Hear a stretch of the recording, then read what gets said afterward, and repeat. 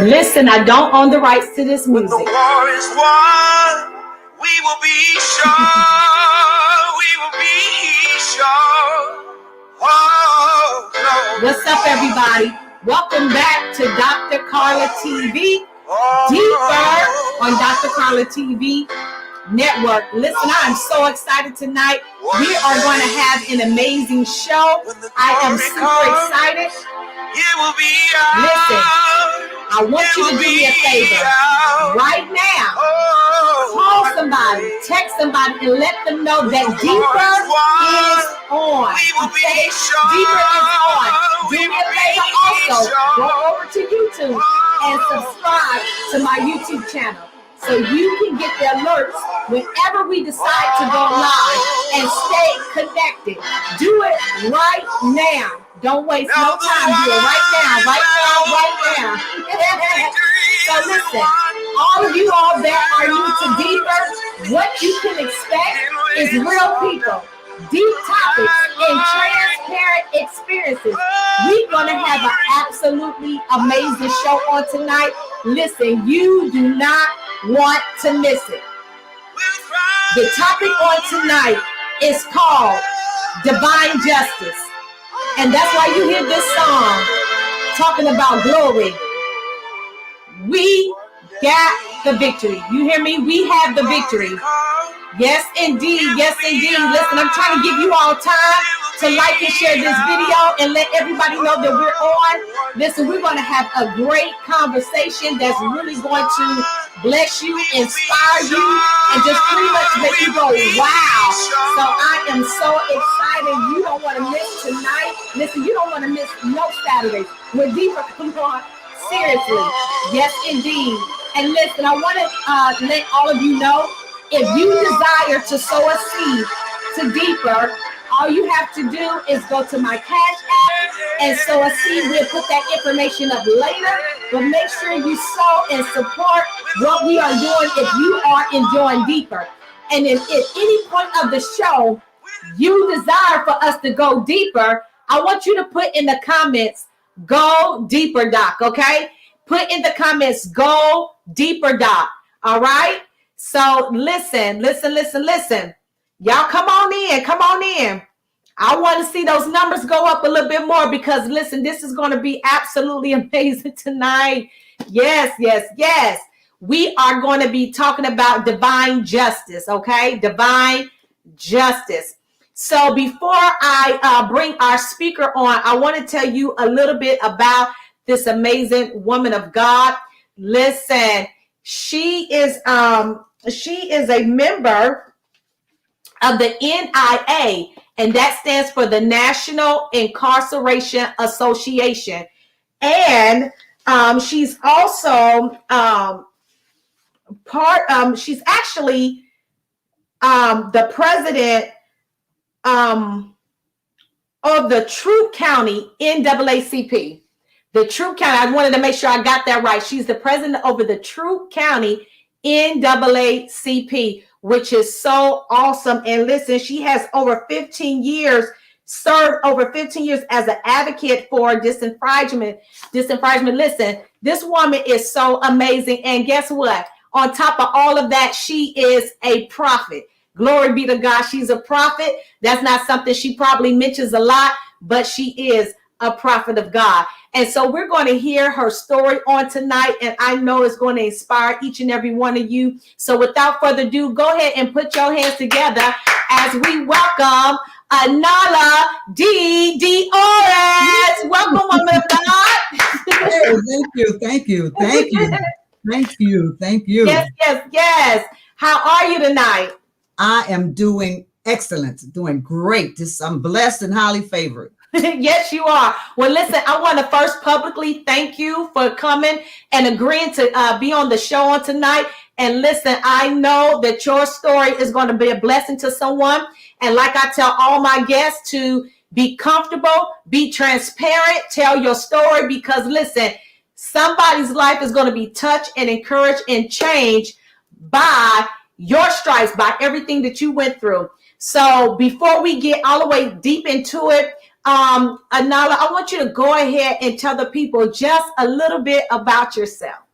Absolutely. But first, let me say thank you, Dr. Carla, for having me on your show, Deeper. In fact, I love the name Deeper.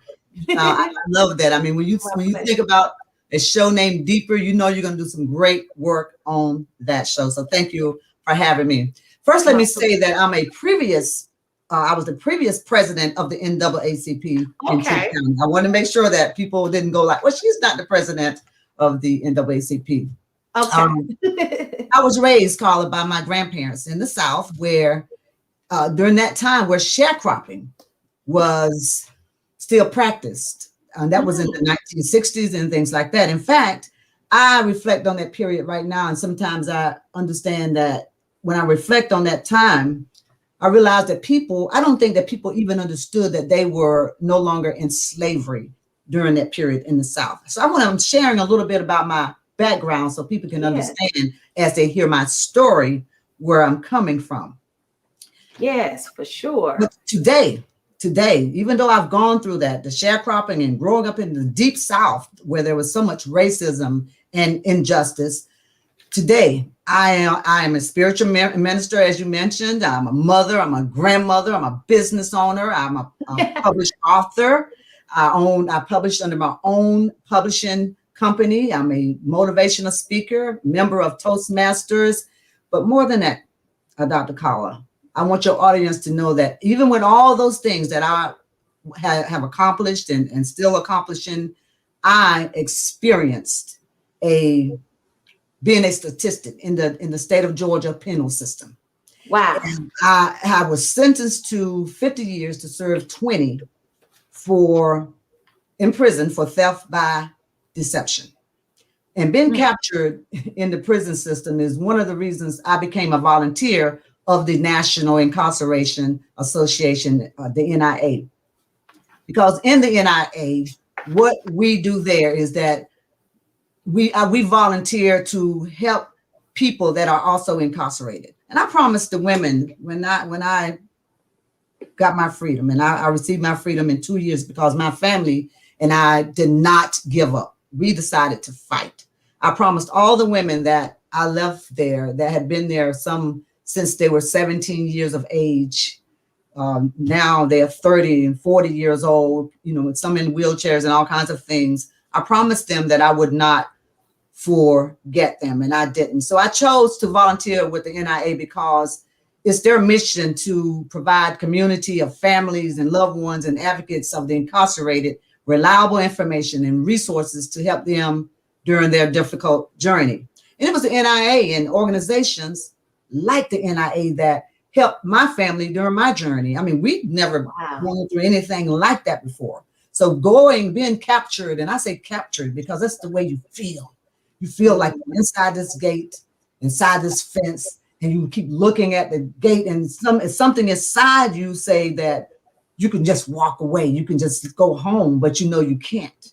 You can't go. So you feel captured, especially when you know that you are there injustice, and when you're there, and there's no justice in your reason for being there. Okay, so let me stop you right there, Annala. What I want you to do now, I want you to go back and tell us in detail what happened when you were captured. What was happening, and what were you technically arrested for to receive that sentencing? So kind of walk us through what all transpired that led up to your arrest. Well, I'm a business owner. I've always been a business owner. I've been an advocate for the community for years. As long as I can remember, I taught classes in the community teaching older individuals how to use the computers because they didn't know how to do that. I started my business, had moved to where I was. First, I was living in Troup County, started my business as a development business consultant, helping small businesses.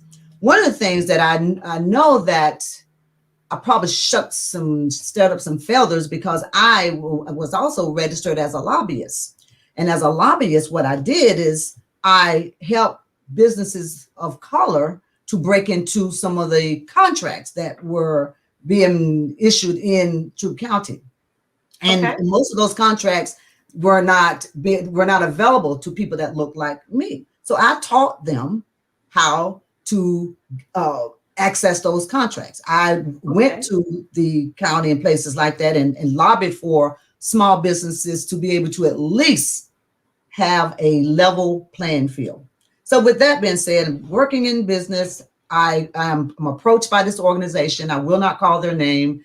I'm approached by this person working within this organization to ask me to provide training services for them. And I do that. I'm so happy because let me tell you something. I had my certification as a DBE, which is a disadvantaged business enterprise. I have been looking forward to doing business with the state for so long. As a small business, you get an opportunity to do business with a large organization. You're happy. You want to do that. Doing business with them since 2009, providing training and all the things they asked me to do. Moving forward, the person that approached me about the contracts, about doing business with that organization, was obviously doing something on the inside that I had no idea about. She gets fired. They offer her a plea to say that I had something to do with all the things that were happening there, the thefts that was happening. Well, she first said, "Oh, I'm not gonna lie on you," and she put it in writing. You provided the services you were supposed to provide, et cetera, et cetera, et cetera. At the end of the day, there were people inside that organization who was doing things, and I became the scapegoat because I was on the outside of the organization. I was providing services. So it was easier for them to say, let's all point the finger here. Although throughout the whole time, she was screaming at the top of her voice saying that they're just trying to get me because I'm of the color of my skin. They're trying to do this because of the color of my skin. And I believed her. I believed that they were trying to hide what they were doing and cover it up by throwing everything at her. I had no idea I was going to be the one that was going to go to prison. So so what she did, so the judge in court, this is what the judge does. The judge say, well, this is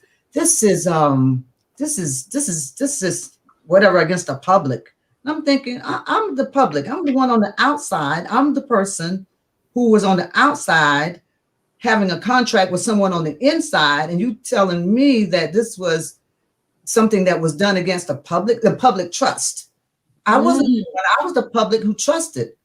But of course, of course, you have an attorney. I had a paid attorney, and the paid attorney did not do their job. I had my tax returns. I paid federal taxes, state taxes, unemployment taxes.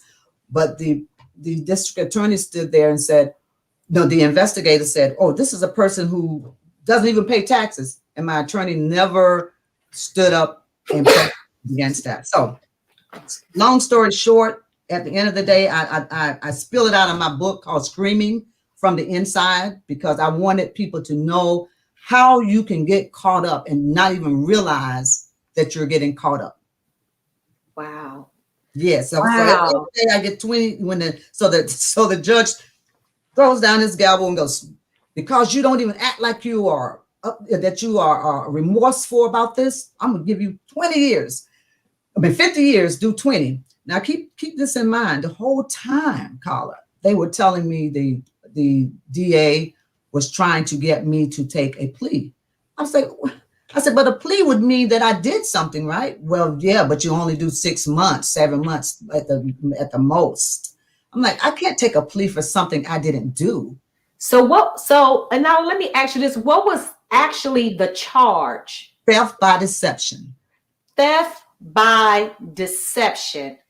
Explain to our viewers, what does that mean? Okay, theft by deception means that someone, let me just give you an example first.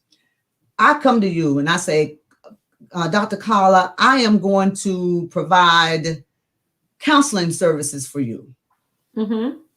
And I come in and I meet with you and I tell you I'm going to do all these things, and then you pay me. but I never provide the services for you. I, in fact, get your money and never provide any services for you. Theft by deception. Or I come in and I pretend that I'm this person, but I'm not. I'm someone else doing something else.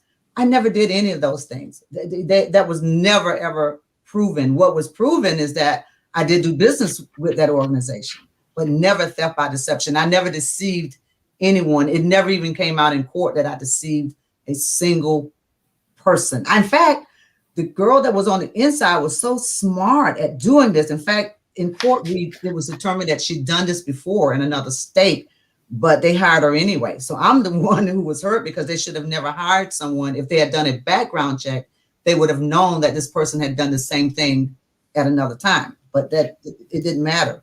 Wow. So at this point, you actually rendered legal services and had proof that you offered these services. They did something illegal and then pinned it on you. Wow. Absolutely.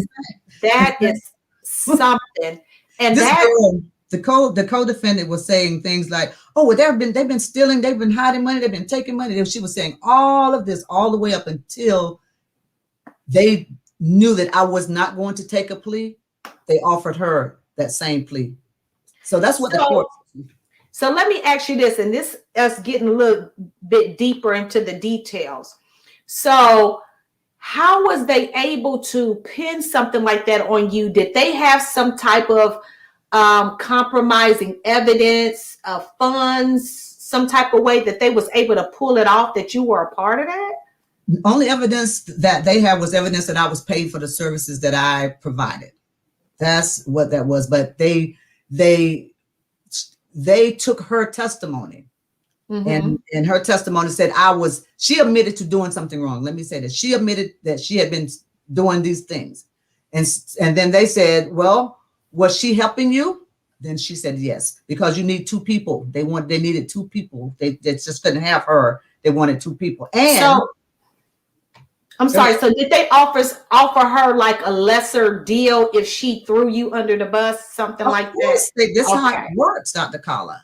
That's how it works. That's how it works. Yeah, you have people in prison now that they were a part of murder, and they offer the other person up, and they get way less time. That's how it works. And in fact, the judge told me, and I laugh about this now, but it wasn't funny then. The judge said to me, because you have decided to go to court, I understand that they offered you a plea, because the whole time they were offering me the plea, I was in this court with lots and lots and lots of people. And then when I kept saying no, then they took me over to a court where it was only myself, the judge, my lawyer, the DA. And the judge says to me, I understand that you've been offered a plea. If you don't take the plea and they come back and find you guilty, I'm going to charge you. I'm going to sentence you to whatever the DA tells me to. Wow. Let me ask you this real quick. What was your offer? They offered me a year, do 6 months. 2 years, do 6 months. The offers. They start with the offers. And I can promise you, the DA, this is the DA said, oh, I can promise you won't do but 6 months. But I said, but doesn't that still mean that I did something wrong? Yeah, because it has still been on your record that you did something guilty. And if you're innocent, it's like, why agree to being guilty of something you absolutely had nothing to do with? So, and that's what I don't like about the system, because they have a tendency to try to back people up against the wall, and you're innocent. And it's like, you trying to offer me, make me admit guilt and have that on your record. And here you are innocent. That must have been absolutely hard to deal with. And so what I wanted to ask you, Annala, here at this point, you decided not to take this deal. Like at the moment, the judge said, I'm sentencing you to 50 years to do 20, like versus your offer was like a year and 6 months. Like at that moment, tell us what was going through your mind. Like, did the room start spinning? Did you feel like you was going to faint? Like, what was going on in your mind mentally? Well, I tell you this, I soldiered up. I'd say I soldiered up. I became totally numb to what that judge said. In fact, I heard him. I heard what he said, but it really didn't register that it was 20 years. And I could hear my attorney going, well, wait a minute, we should have our attorneys, because the night, listen to this, let me just step back for a second. The night before the last day of trial, my attorney called me around 9 p.m. that night and said to me, oh, I don't think we need to bring in your witnesses. We've already won. I said, you sure? He's like, yeah, we don't have to worry about your witnesses. Because I called a DA friend of mine and he said that this is not, if you're already winning, don't bring your witnesses. I said, are you sure? He said, yeah. I was like, okay, I'm paying you, so I trust you to do your job. Well, when the judge gave me the sentence that he gave me, here's the attorney saying, wait a minute, I need to bring out her witnesses. The judge says, no, you already said you wasn't going to use witnesses, and that's it. So I was really treated unfairly all the way around, from the judge all the way to my attorney. So wow. So you had witnesses. They didn't even have the opportunity to speak on your behalf. So wait a minute. Speak on my behalf. Wow. Because I didn't speak on my behalf because my attorney said, well, you know what? Sometimes they get you on the stand and they try to confuse you. So you have enough information that you don't even have to get on the stand. I said, are you sure? I said every time, are you sure? Because I had not taken the time to go study what could happen in court. I trusted the attorney. I trusted the system to do the right thing. In fact, let me tell you something. I had not even shared with my family knew what I was going through. But I told my family, hey, don't worry about, trying to come up there and taking off work, because it's nothing. Your attorney, assured you, and you trusted him. So one of the questions in the comments, someone asked, do you think that your attorney set you up? Of course my attorney set me up, as a matter of fact. See, this is why I tell people right now, with working with the NIA, you do your own research. Even if you hire an attorney, do your own research. And even if you're sentenced, don't sit there and wait for 4 years to go past, years to go past and not do anything. Right now, I have a habeas that I'm fighting because I went and I looked and we determined that the courts made a mistake. You got to remember, the courts are such in a hurry to mass incarcerate as many people as they possibly can. They make mistakes. And if you wait until after 4 years, you lose your ability to file your habeas. You lose that ability. And you know what, Annala, you're so right. So many of our African-American sisters and brothers are uneducated about stuff like that. So we miss opportunities. And wow. And so I'm even just sitting here learning that, I'm so much more appreciative to what your organization do and how they help people. But I'm just still, okay. So I got to go back here. So tell me this, because I'm still stuck on this sentence, 50 years to do 20. I know people who've murdered people and didn't even get that much time. That's what and for you to get that much time for theft by deception without you being able to give your testimony, show your witnesses, no evidence, just off of one woman's throwing you under the bus. Now that is crazy, because I believe of the color of your skin. So let me ask you this. In a normal case, how much time does theft by deception require? Like, what's usually the jail time for theft by deception and any other like blue collar crime? Probation, from 0 to 5 years to probation. But let me tell you what, when I was incarcerated, I stayed in the legal law library because I wanted to find out. I had to fight for me. My family was fighting from the outside and I was on the inside fighting. So I stayed in the law library learning what I could do to help myself become free, along with lots of prayer. Wow. And what I've discovered is in 2017 was a year when they were I think they were having an election. It was an election year. So that was one of the problems that I had in my training, said that was going to be a problem. But what they did, because it took 2 years for me to actually get to court. Before I got to court, do you know someone went and had the law changed from 0 to 5 years or from probation to 10 years? I'm like, wait a minute. Yes, they changed the law. They just slipped it right on in without nobody even. Slipped it right on in. Absolutely. Wow. They did. Yes. So the normal sentence would have been, and if I'd have been in any other state other than Georgia, it would have been probation. Georgia is totally different when it comes to things like that. When it comes to things like that for people like us, I should say.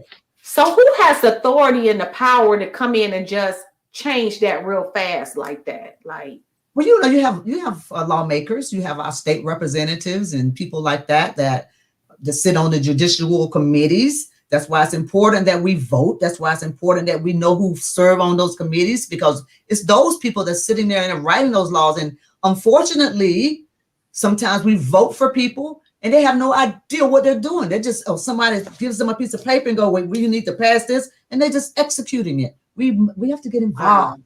Get involved. That's the key. Oh my God. That's so true, Annala, because when election time, and to be perfectly honest, so many African Americans, and it's so sad, but it's true. And me and some of my prophet friends have talked about this. We don't really even know who to vote for because we're uneducated. Like, we don't even go find out who our city officials is, who are the judges, what they stand for, what they believe. Like, we just looking just at the president, and we're just going down, just choosing Democrat, or Republican, like whatever, without really knowing who these people are, knowing if they're educated, if they know what they're doing, what they believe. Like, we don't know anything. And so, like, oh my God. So we really have to do better as a Black community to educate ourselves, especially around election time, to know who we're putting in these offices. You know what I'm saying? At the city level, on all these different levels, you know what I'm saying? That is such a great point that you brought out. So what I want to go back into, Annala, so you were sentenced to 50 years to do 20.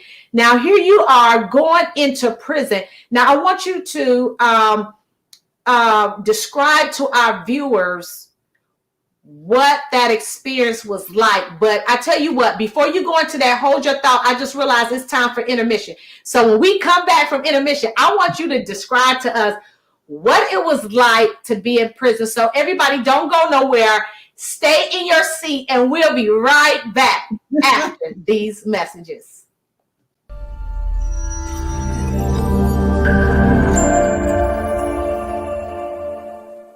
Dr. Carla Chaney-Rhodes is a profound and prolific prophet, preacher, teacher, author, and entrepreneur.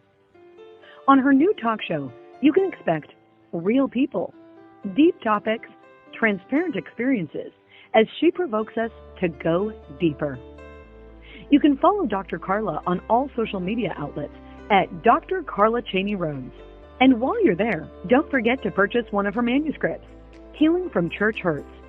It was good for me that I have been afflicted, and stop beating the dumbass. So tune in to Dr. Carla TV.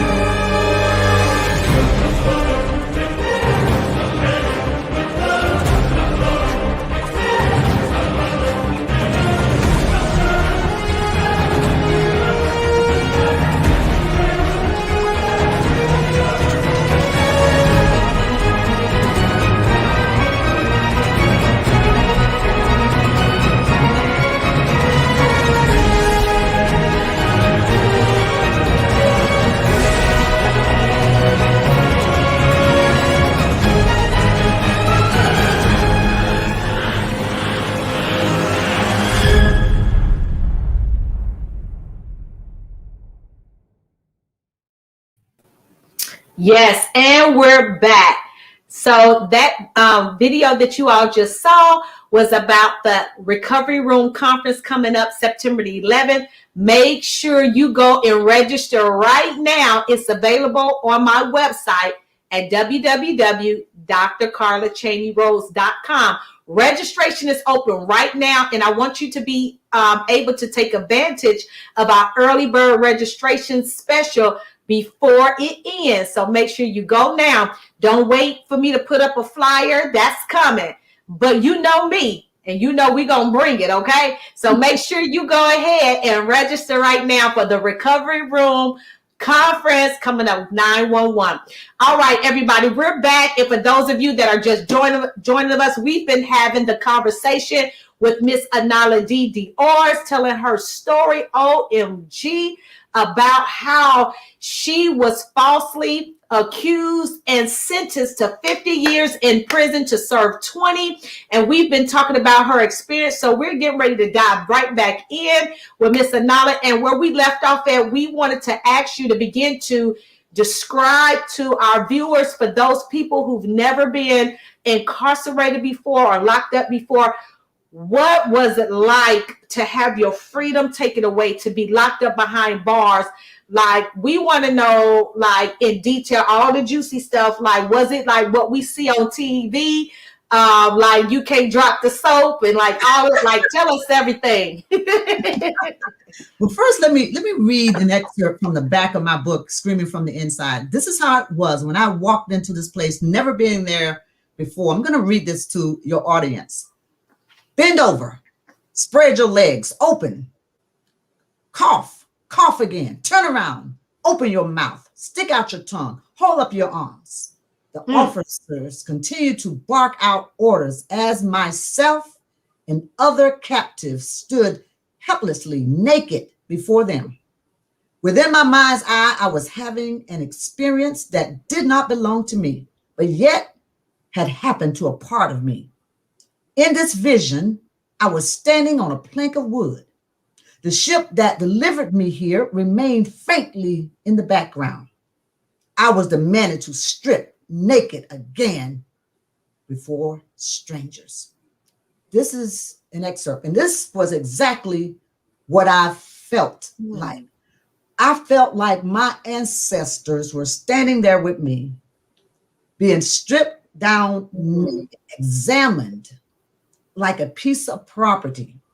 There were women there because the room was filled with mothers and grandmothers and sisters and daughters, just filled full of women.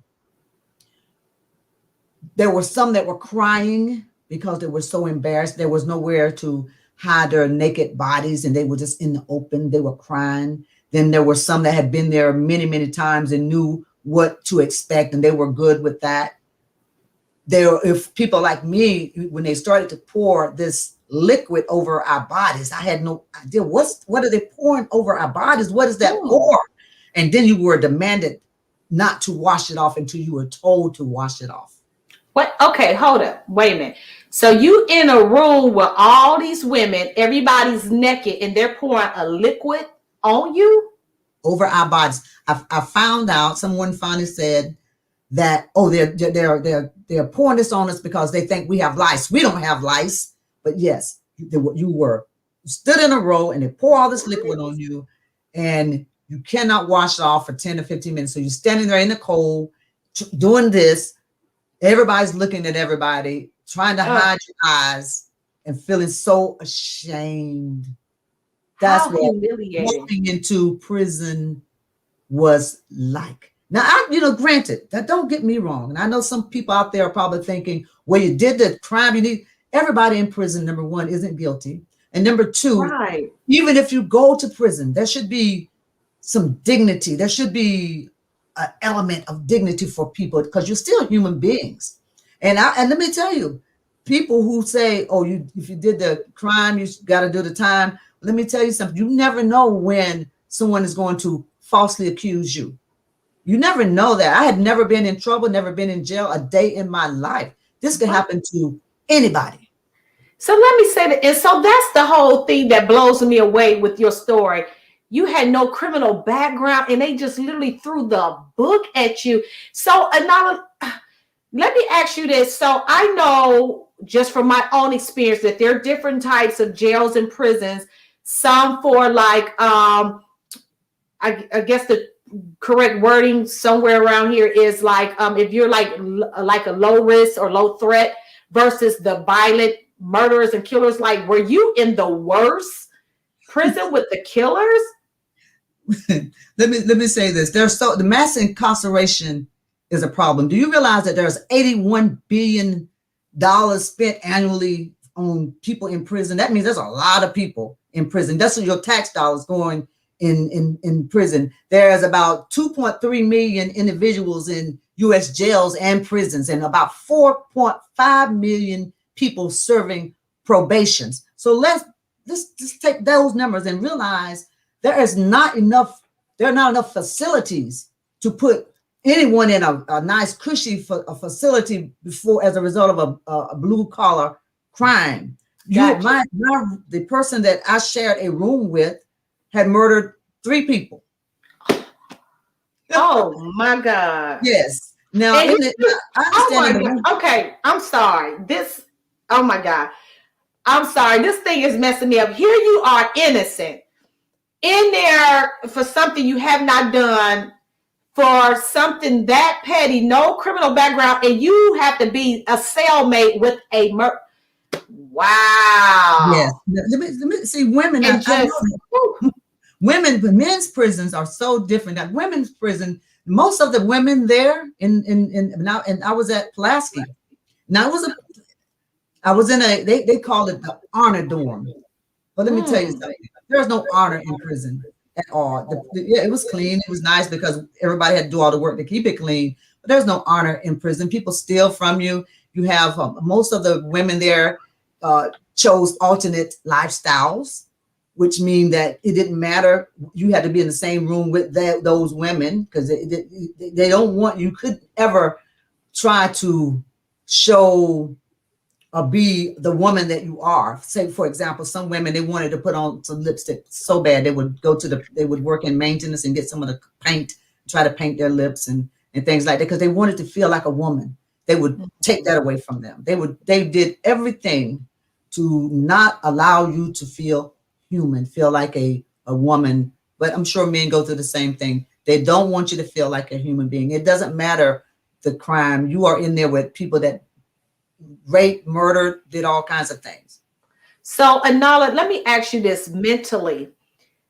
Being sentenced to 50 years to serve 20, you not knowing that you would get out. Okay, so being in there the first few months, days, or what have you, like, mentally, how was you processing that? Was you like, I mean, what was going through your mind thinking like, this is getting ready to be my life? You know what I mean? Living in these conditions. So, and now this finna get a little deep and a little personal. So did you still have those same thoughts mentally as everybody else? Like, okay, I might have to get me a girlfriend because, so I'm finna be in here forever. Or like, did you have to, go through like survival tactics or feel like you had to fight? Like, what was going through your mind seeing this environment? Like, you never experienced this before, seeing this, like, go ahead, tell us, like, come on, get deep with us. Number one, let me just say when I went to jail, because jail is the first stop before you go to prison. So jail, I had decided that I couldn't, when I finally thawed out and realized that this is prison and they just gave me 20 years and, people reading the article inside the jail and looking over me like, oh my God. So I decided that I was not going to do this. So I decided to look for a place so that I could take my life. This is what I did. So there's this room that they call a recreation area that no one go in. I mean, it's just an open room. So I said, let me find something sharp enough so I could just take my life because I just decided I can do this. So I go in this room and I'm sitting in there and I'm looking around on the floor for a nail or just anything that I can find. There was nothing. And some kind of way, it's the God inside of me put me to sleep. So I'm sitting there looking and I don't even realize I go to sleep. Next thing I hear, get up, go back to your room, get up. And I'm like, oh my God, I'm still here. So I get up and I go back. But that was the God within me. Yes. Thank you, Jesus. Because if I could have found something, I was not planning on doing this. But I looked around and people were fighting in the jail every day. They could stay up as long as they wanted to in jail. I mean, they could stay up all night playing cards, and they did, loud. But when I looked around and let me go back. Toilet paper became a commodity that everybody wanted because they wouldn't give you toilet tissue. So you had to try to save or try to, buy some or something because it was just, they wouldn't give you toilet tissue. So people would steal it from each other. And then they would fight over something as simple as toilet tissue. When my family was very, very good. And so they would make sure I had money on my books and things like that.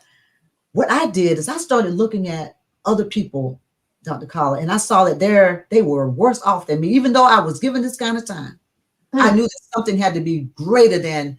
In fact, this girl walked up to me, didn't know me from Adam. And she said to me, you were put here, you were sent here because you're strong enough to deal with this. You were sent here because you're going to be able to show other people how they can be free.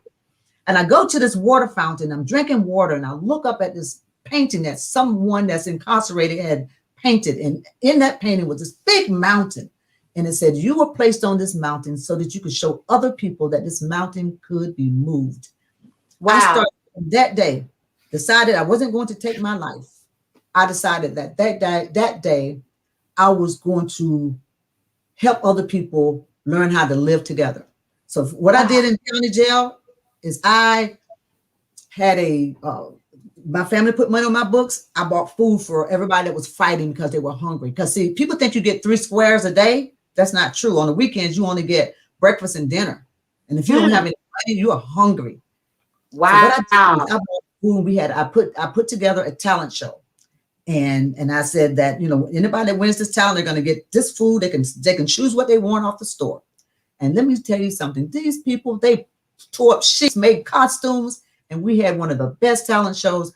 But as soon as I did that, guess what? I was shipped off to prison because they don't want someone there that's going to make people feel good about positive it. Right. So you made the best out of that situation. So let me ask you, I'm going to ask you 2 questions simultaneously, back to back. So let me first ask you this. Did the lady that lied on you, is she still locked up today or did she get out? No, she, in fact, she was at the same prison I was in. Whoa. When they first shipped me off to prison, they put me in the same dorm that she was in. Did you beat her up? She was afraid. No, she was afraid. She was like, she's not supposed to be. So they moved me. But you know what? Let me tell you something. I forgave her. And I do forgive her. Because I'm gonna be honest with you. I would have forgave her after she got a beat down. Lord, God will have to help me. Come on, let's keep it all the way 100. Keep it real. I would have forgave her after. I would say, God, would you anoint me to whoop her behind real quick, and then I need you to forgive me. Because that's crazy right there. Lord have mercy. That did come across my mind. I tell you, it came across my mind. But I chose mentally, I chose to be free. Because if I had fixed my mind on this is going to be it, and I'm going to be here, I most likely would have found some way to end that. Because 20 years in a place like that, I think people that are in there doing 20 and 30 years are some strong, strong people. You're eating. For sure. So let me ask you this. So she's out today. So she didn't get that much time. So did they give her that amount of time that they gave you? No, she was given, I think, 5 years, do 2 years. Oh my God. But then they threw the book at you. Because I would not take a plea. That's how the courts work. That is crazy. So let me backtrack to this. So you were a cellmate with a murderer. What was that like? Did y'all get along, or was you sleeping with one eye open? Like, you know what I'm saying?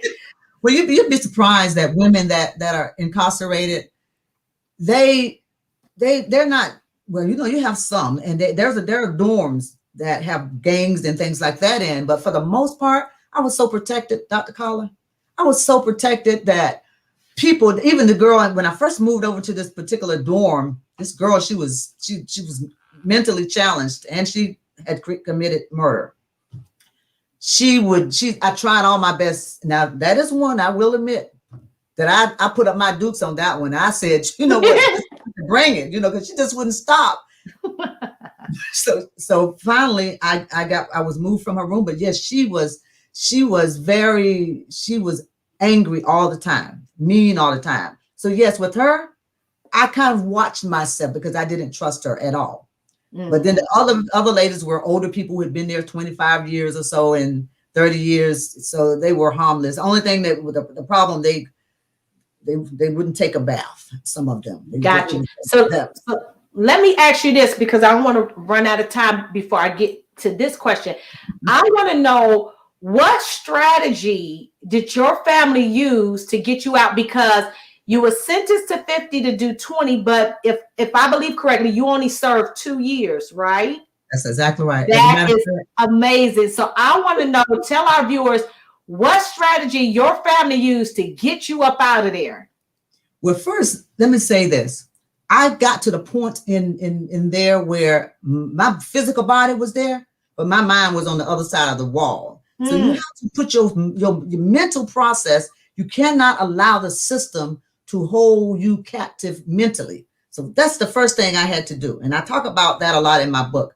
We hired an appellate attorney who was worthless. Really, I mean, he was worse than the first attorney. We asked the attorney to develop a parole package, and never did it. I did all the work, did all the research. My daughter, whom Tamisha Burgess, I tell you something, and the rest of my family, Sheena, Will, Jessica, they all were supportive. But I was released on May 14th, which is my daughter's birthday. And what we did, after we provided this attorney with all this information for him to develop my parole package, he never did it. So what we did, I called her one day and I said, you know what? She said, he won't call us back. He won't do this. I said, you know what? I was told, because I was getting uploads and downloads from God the whole time. It's like, do this and say this and go here, and I said, I got this download, said, send your own parole packet. That's why I wrote the book, How to Prepare a Parole Package, because I learned every step of how to prepare my parole package. We submitted my package February of 2019, and I was released on May 14th, 2019. Glory be to God. Because of Glory be to God.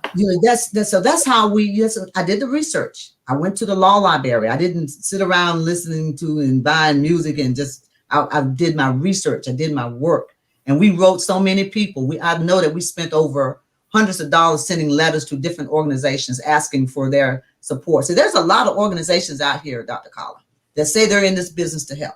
But let me tell you something. NIA, and there was one other organization that wrote me back and tried to help me. All these organizations, I guess they're overwhelmed because of so many people in the prisons writing them. That is part of the problem. But what we did, we put together an excellent parole package, submitted it to the parole board, and that is how I was released.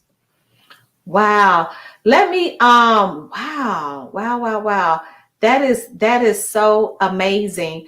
I wanted you to expound a bit, because our time is winding up, but tell our viewers exactly what you mean when you say mass incarceration.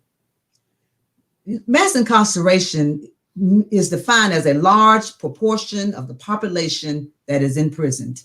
That's what that is. Mass incarceration is simply that. And what's causing mass incarceration is that you have a lot of people in prison that are mentally challenged. They really should not even be in prison. So that is causing a lot of the increase in the prison population with mental challenges. They should be somewhere so they can get some help. But what's happening in prison is they're giving them meds. So the pharmaceutical market is making a lot of money off prison. So I believe this, and I'm gonna share this, and I share this everywhere I go. Wow. I believe if they would modify the Constitution, Amendment 13, which says that when you go to prison, you are defined as a slave. When you go to prison, you are defined as a slave, which means they can work you for free. You will work for free. If they had to pay for someone to do all that cleaning and all that cooking, I can guarantee you they wouldn't have mass incarceration. They do that because they're making money in that industry. Telephone. So in other words, they found a way to keep slavery operating systematically, pretty much. 1865, when the South was losing, they knew they were going to lose. They knew they had to find a way to keep people working for them for free. If you go back during that time, people were incarcerated for 20 years for stealing a chicken. Oh my God. So yes, so you're absolutely right. They found a way to legally enslave people. So when you were in prison, what would you say? What was the percentage or the ratio to Black people versus white and other nationality? I'm gonna say this. Prison is no longer a Black-white thing. Prison is an economic thing now. It's just as many impoverished white females and males in prison, but most of them are in there for killing their spouses and babies and stuff like that, or doing meth, some things like that. Our population is in prison maybe for, somebody stole a six-pack of beer, or they did this, or aggravate, they got in a fight, and they get just as much time as those that committed murder. So population, to answer your question, is pretty equal. It's not about, but you know what I found out, what I discovered in interviewing people while I was there, I discovered that most of the women, the white women that were incarcerated, they had mixed children. Wow. Or they were in a mixed relationship. And they said that when I went to court and I brought my children to court, or my loved one came to court with me, I was given a harsher sentence. Oh. Yes. Wow. So let me ask you this. What, oh my God, like what can we do as a people right now to make a difference to help fight, for justice reform, in the justice reform? Like what can we do right now that can make a difference? Because sometimes, we feel helpless. Like we feel like we don't have a voice, or we don't have enough power to like get somebody to listen or to check. Like what can we do? Number one, we have to understand the power of oneness. That's the first thing. And that's why I advocate for people to join organizations like the NIA or the NAACP, places like that, because when those organizations, they're fighting for freedom, but they can't do it without having funding. And if they have to go to the county and the city and places like that to try to get funding, guess what? Now they're going to have to succumb to their rules. So get involved. Know who is running for election. Just and mothers and families, prepare your children to run for these offices and run for judges and things like that. Get involved. There's a site where you can go put in your address and you can actually see who your state representatives are, see who your senator is. I say this, make them work, make them see that mass incarceration is a problem. Okay. And then make them work. That means that they don't get to come out and get your vote and then go sit down and do nothing. That means you find out who they are and then you write them letters and you make them work. And if they won't work for you, don't vote for them anymore. That's the way we do it. That's the only thing they care about is the power of the vote. They want the power. So don't give them your vote if they're not working for you. And find out who these judges are that's sentencing your children to 20 and 50 years. Don't vote for them. The DA, the same thing. We can do that. But what happens is we don't have enough DAs, and our districts are split up so much now that it's very difficult for us to even get somebody in. But you know what? It doesn't matter what they do because we still can win if we know the rules. And that's the key. Find out what the rules are. They've been playing these rules. They've been doing these rules for a long, long, long time. Now we can find out what the rules are, and we can be better at the game than they are. And that's the key. So number one, we need to educate ourselves more, and we need to make this more of a focal point in our African-American communities to really learn the law. Number two, find out who our officials are, who we're judging for. Now, you mentioned funding. How does that work? How can we help, and where do we send the funds to? Like, you know what I'm saying? How can our, funds We have help, and how do we direct them? joinnia.com. You can go to their website and you can make a donation of $5 or $1, whatever you can donate. They will receive that donation and do the work on the community's behalf. Absolutely. Oh my goodness! Wow. Yes. We do have to do better as a community, because it's so sad. You know what I'm saying? And it's like we sit back and we get angry and we want to go march, but marching is not enough. We need to really sit down and learn and teach our children how to give up. And something else powerful you said, also groom them to run for these offices. We in school, we tell them, hey, I want to be a police officer. Hey, I want to be a doctor. But we never tell them, okay, go to be the judge, go to be the lawmaker, go to be the DEA, the ones that really can have a hand in making major decisions, with That's that. right. Those other things are fine, but wow, this is so good, and this is so enlightening.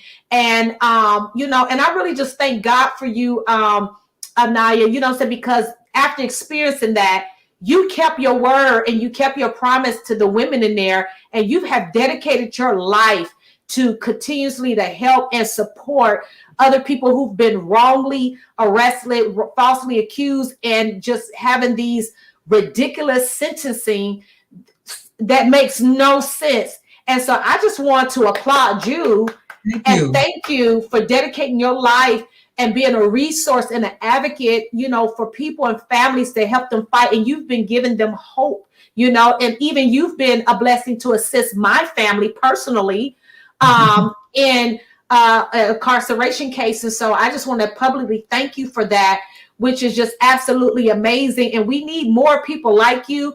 And listen, viewers, those of you've been listening, she's been talking about her book. Make sure you get her book. Make sure you connect with this woman of God. And before we end, we've talked about you being a prophet. You are a woman of God. Like, how important was prayer to get you through all of this? You know what I mean? Like, let the viewers know how important your spirituality and prayer played. That prayer was so important. Let me tell you something. Prayer and meditation. I prayed, but I meditated every day. I mean, there was no place you could go where you could have some time by yourself except the shower. So I would go in there and I would sing and I would meditate and I would pray and I would do affirmations out loud. And people thought I was nuts. But when I packed my bags to leave out of there, they started praying and meditating too. So, but prayer was important. Prayer was important to me. Wow. So what I want you to do right now, I want you to take about 3 minutes, and I want you to minister and encourage somebody or someone whose family member may be going through this similar thing, that they've been falsely accused, wrongly accused, serving a ridiculous sentence that does not match the crime. I want you to minister to those people right now who's gone through this and just need help. So I just want you to just say something to them or give them words of advice of what they can do and to encourage them, okay? And even if you feel led to pray for them, do that right now. I just want you to just go forth with the people, with our viewers right now.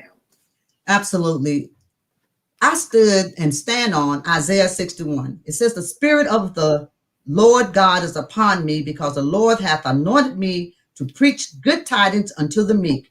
He has sent me to bind up the brokenhearted, to proclaim liberty to the captives, and the opening of the prison to them that are bound. So yes.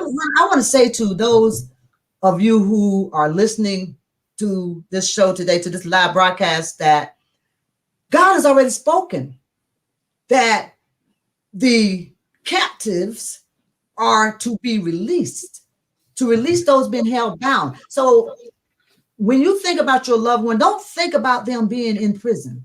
Don't think about them being kept in captivity forever. Start to see them free, because God has already ordained this to be so. And what we must do is see what God has already shown us, has already told us. When we allow the system to tell us how to think, to continue to see our loved one as someone who's been held in captivity, that is what we're going to get. So we have to believe that they are already free, like they're already free. So the times that I would go to the cafeteria in the room, I would imagine that I was at a restaurant eating a great dinner. When I was walking down the walk, I would imagine I was walking with my friends on a shopping spree. That's the kind of thing we have to do. If you have a loved one in prison, set the table for them like they're already there. Yeah. You would do and believe that they're going to be free. And then faith without works is dead. So start to do the work to get them free. That's what we can do. And I wanted to say, Dr. Carla, that I didn't mention Southerns for I forgot the name of Southerns for Grounds or something. My daughter just told me, said, don't forget to mention them. That was a group that helped me as well when I was incarcerated. So I wanted to mention Southerns for Free Ground that helped me. So wow. Yeah, Southerners on New Ground. I'm sorry, Southerners on New Ground. I wanted to mention them because they supported my family as well. But yes, wow. each person must believe that their loved one is free. Don't accept them being held captive, because Isaiah 61 has already said that release those being held captive. That's mental captivity as well as physical captivity. Wow. That is such a blessing. Listen, Annala, you are a walking miracle. You hear me? You are so inspiring to me. Your testimony is such a blessing, to see where you are today. You don't look like what you've been through. You are so beautiful. You're shining bright like a diamond, to experience being sentenced to 50 years to serve 20. God supernaturally got you out of prison. You remind me of Joseph. God supernaturally got you out of prison in only 2 years. OMG. And I don't think people even realize, because when people don't go through that and don't know, they just think like, oh, okay, she out. But to be in a place and mentally thinking this is for the rest of my life. But you had to have faith, like you said, and see yourself out. You know what I'm saying? We hear that in church, but so I felt God. But it's another thing to walk that thing out of faith, to see yourself out first, because that's faith. You have to see yourself out. You have to believe. You got to trust God. You cannot give up. You got to open your mouth and declare it. Hey, my God, today, hallelujah, glory be to God. I'm telling you, you are a walking miracle, and I just appreciate what you do. Listen, people of God, you need to connect with this woman of God. Annala, go ahead and tell the people how they can follow you, connect with you, be a part of what you're doing to make a difference. But definitely, I'm on Facebook, Annala Diors. I'm on the, you can join us at NIA, of course, and you can go to my website at www.dreamcatchpublishing.com. And I'm on LinkedIn, on all the social media. You can find me by just pulling up my name, or you are going to Dreamcatch Publishing. Absolutely. I would love to connect with everyone. Wow. Awesome. I just want to thank you again for being on the show. Listen, everyone, it has been absolutely amazing. I want to thank you all for tuning in. Wow. Listen, I'm just blown away, because I'm telling you, you don't hear stories like this often, and just to see a survivor. But listen, make sure you tune in to Dr. Carla TV next week on Deeper. We're going to be having a special guest, Rhonda Sampson. Yes, we are going to be talking about the hand that healed me. Listen, you don't want to miss next Saturday. The hand that healed me with Rhonda Sampson. So again, real quick, I just want to remind you all, if you want to sow a seed tonight to be a blessing and Deeper, make sure you sow a seed to my Cash App, which is Carla Chaney-Rhodes. Please go ahead now today and start registering for the Recovery Room Conference 911. Listen, we've been through some things. Hallelujah. We've been through some things. Glory be to God. And it's time to recover. So make sure you register for this amazing conference. Yours truly will be one of the main speakers. So I want to see you there. So until we meet again next week, see you later. God bless you. I love you so much. Have a great night. Thank you. Bye-bye.